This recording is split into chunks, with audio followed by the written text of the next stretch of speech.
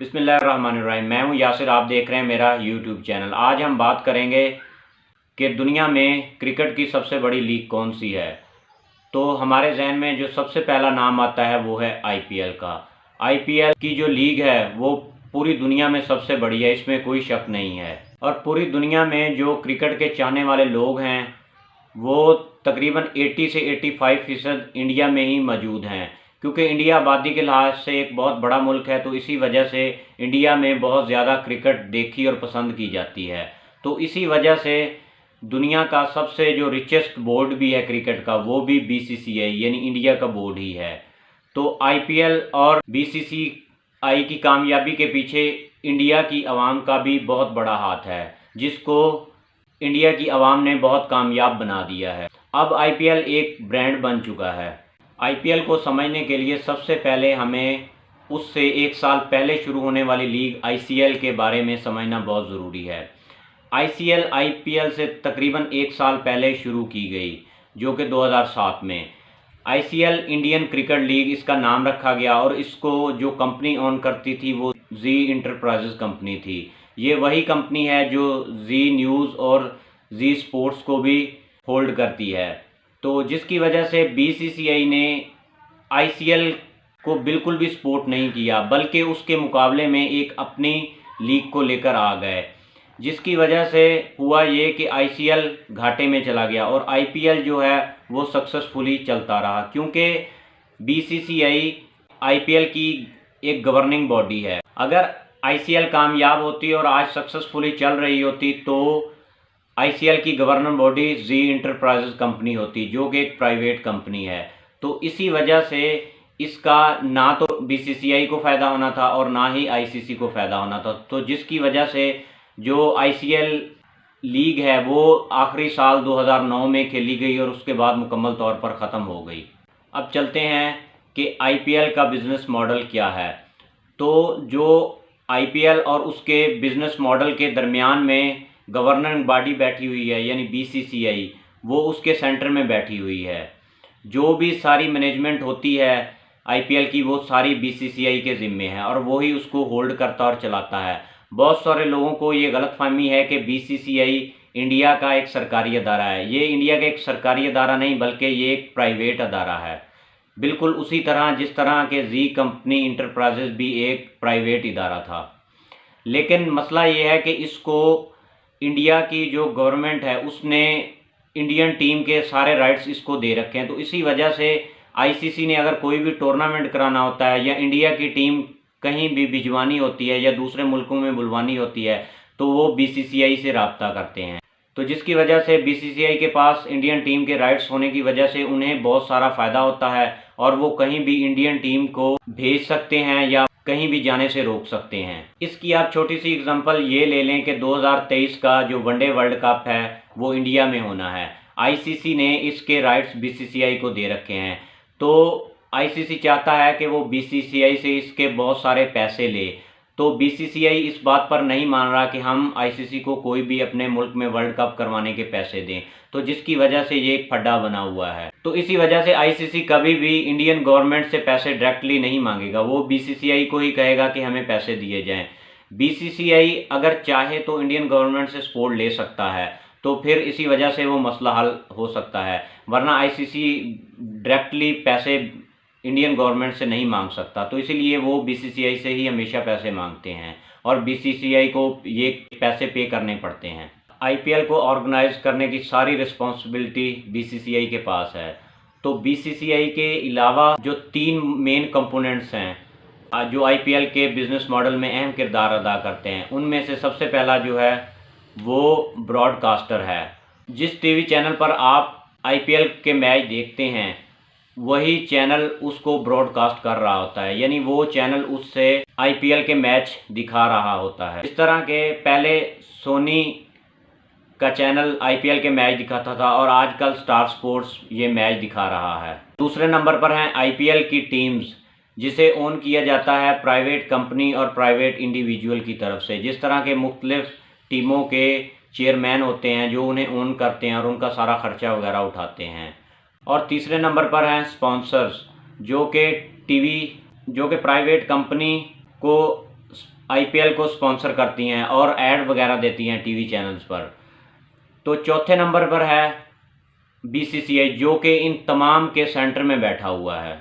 अब बात करते हैं स्पॉन्सर्स की, कि ये जो टाइटल स्पॉन्सर्स होते हैं, जैसा कि सबसे पहले जो आईपीएल 2008 में शुरू हुआ था तो डीएलएफ आया था, जो कि 40 करोड़ रुपए सालाना की पेमेंट पर आया था। उसके बाद पेप्सी आता है 79 करोड़ रुपए की पेमेंट के साथ। उसके बाद वीवो आता है 2016 और 17 में 100 करोड़ की पेमेंट पर, और उसके बाद फिर वीवो आ जाता है 2018 और 19 में 440 करोड़ की पेमेंट पर।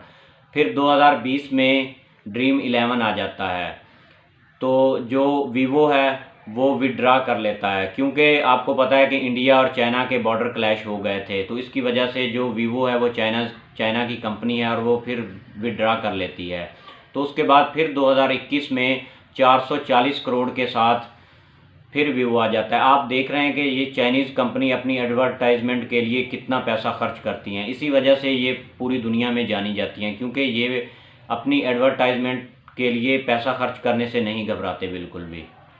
और अब फिर 2022 और 23 में टाटा कंपनी आई है 330 करोड़ के साथ, और अब तक यही है, आगे पता नहीं कौन सी आती है। अब जो टाइटल स्पॉन्सर्स की तरफ से बीसीसीआई को पैसा मिलता है, बीसीसीआई 50% ये अपने पास रख लेता है और 50% ये उन टीम्स में बांट देता है जो कि आईपीएल में खेल रही होती हैं। इसमें बाकी भी बहुत सारी कंपनी ने स्पॉन्सर कर रखा होता है अपनी एडवर्टाइजमेंट के लिए।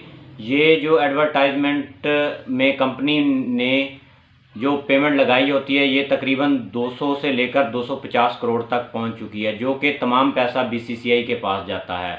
और ये बीसीसीआई 50% अपने पास रखता है और 50% दूसरी टीमों में बांट देता है। इसके बाद broadcasting rights to TV channels.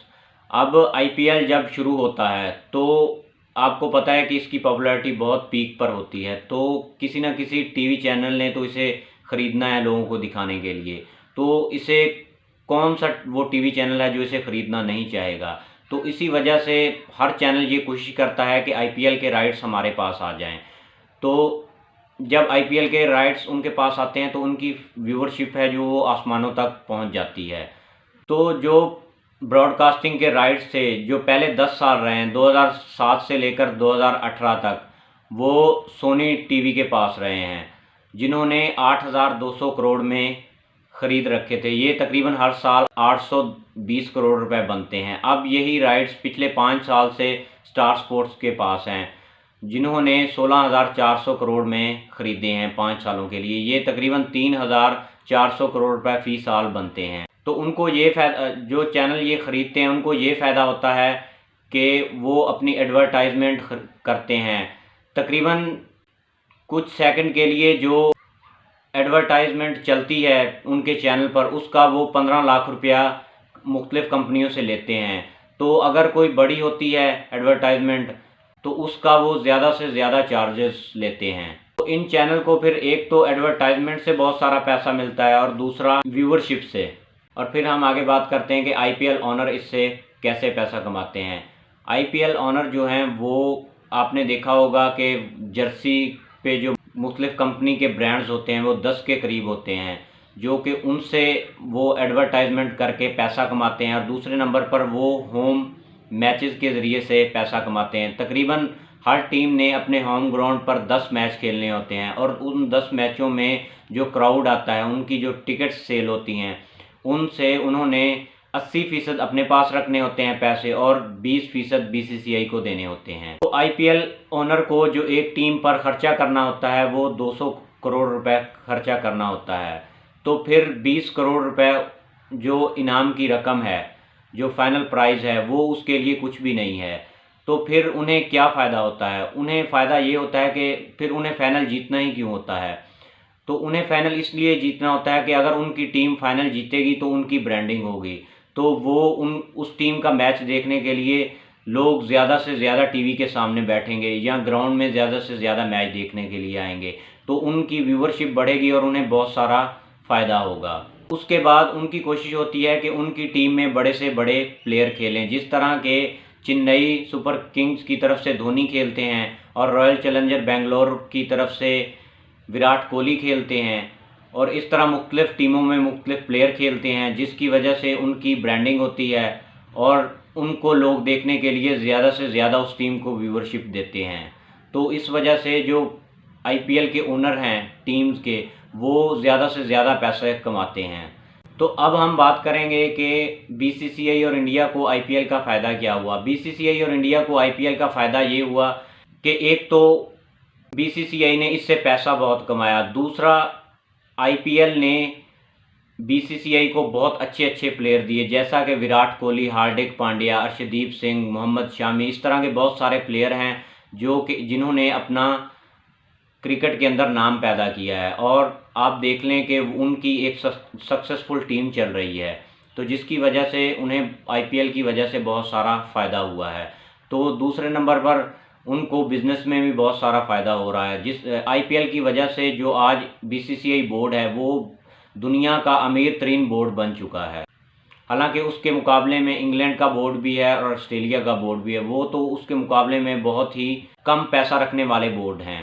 तो आईसीसी को जो सबसे ज़्यादा फ़ायदा होता है वो बीसीसीआई की तरफ से ही होता है। बीसीसीआई सबसे ज़्यादा पेमेंट करता है, इसी वजह से बीसीसीआई को थोड़े अरसे बाद ही कोई ना कोई टूर्नामेंट इंडिया में करवाने को आईसीसी की तरफ से मिल जाता है। ये वीडियो आपको पसंद आई हो तो इस चैनल को सब्सक्राइब कर दें, मेरी वीडियो को शेयर कर दें, बेल आइकन को दबा दें ताकि हर आने वाली वीडियो आप तक पहुंचती रहे।